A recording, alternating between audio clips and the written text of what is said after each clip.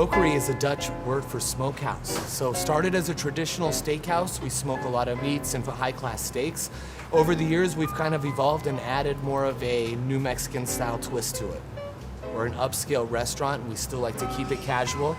It's hard to find anything else like it in the city.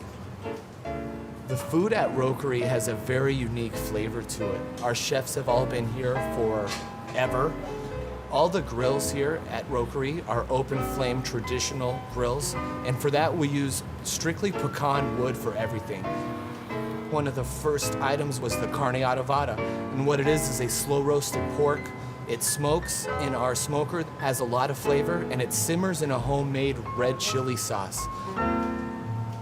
The cellar bar was dubbed the Bat Cave by some people. It's an all flagstone building, and the front staircase is flagstones all the way down. Very special, very unique. I would say this is an excellent place to take someone on a date. I suggest you come try it out. Rokerij has a pretty unique vibe to it. Please kind of tell us about the atmosphere. Well, my wife and I were both attracted to it. Myself personally, it's Dutch, and I'm almost all Dutch and from Holland, and at least my grandparents. And you get this really nice. It's a smokehouse is what the what they're known for is smoked meats, but also New Mexican. So you get a real sort of European feel with fantastic New Mexican food. I loved how just cozy and the fireplaces. It just creates quite an ambiance. So yeah, a lot of people talk about that warmth and fireplaces. Yeah, it's very nice. That. It'd be a great first date place, I think. And Giselle, what do you think? I loved it. I thought it was comfortable yet elegant. I liked the dark woods. We sat at the community table. For some reason, they just put us there, even though we were a little group of two. Loved looking at the interesting art on the wall and that it was for sale from local artists. It was really interesting to look at. Well, community tables are great because even when you're two, you get to meet other people, if you choose to, of course, and have a little conversation. There was no one else there. Oh, really? We were the only two. Well, the good news is you're having it all by yourself, I guess. So it felt like private dining. That's awesome. So what did you have for appetizers, Stephanie?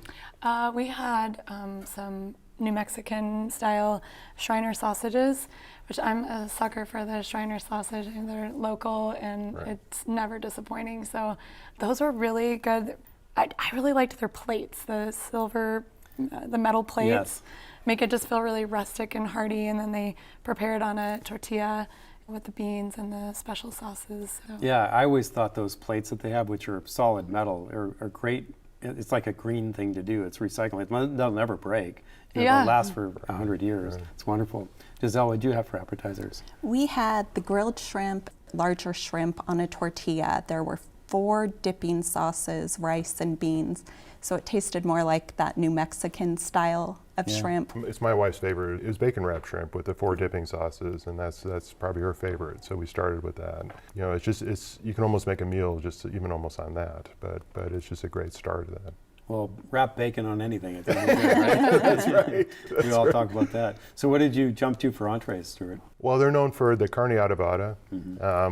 Is fantastic. I mean, you have the smoked pork, you have what can't you like about that? And the red chili, and that's where the variability comes in. And sometimes I like it really hot, and so if you get a rogue chili, that's fantastic. Yeah. And rice and beans with that. So, and my wife had the Rokerij steak.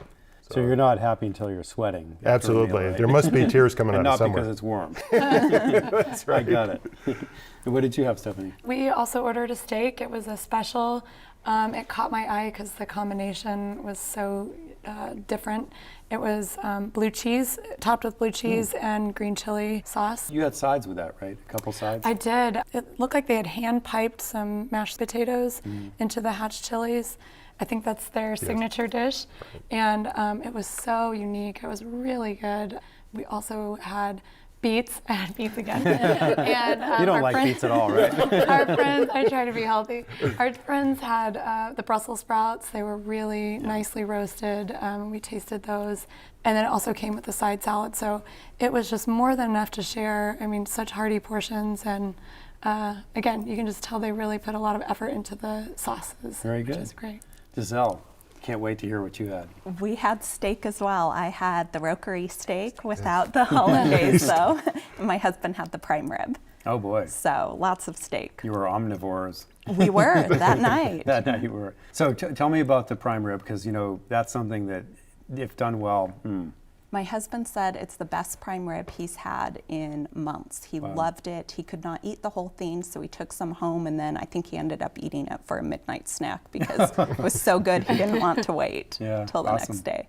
And your steak? My steak was excellent as well. I ordered it medium rare. It comes with crab meat on top, which was really good.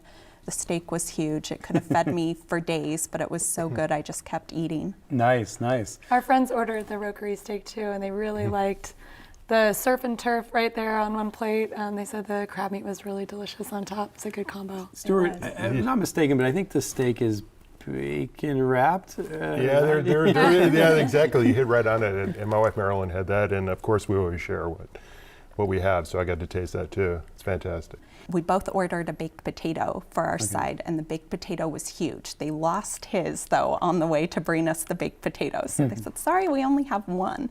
So he ended up getting some mixed vegetables that he said were really good. Speaking of getting lost, let's get lost in dessert now. We didn't have any dessert. We were so full, and we didn't even see it on the menu, so we forgot to order it. So But after only hopefully having shrimp and a prime rib, you didn't have any room? Come on. And the baked potato? No room. We split, so we had room for dessert. That was smart. I love flourless chocolate cake, so if ever it's on the menu, I can't resist, and it did not disappoint. It was really good, really rich, had a great texture to it, so Dense. there was Yum. nothing left of that. Love it. Creme brulee, how can you go wrong with that?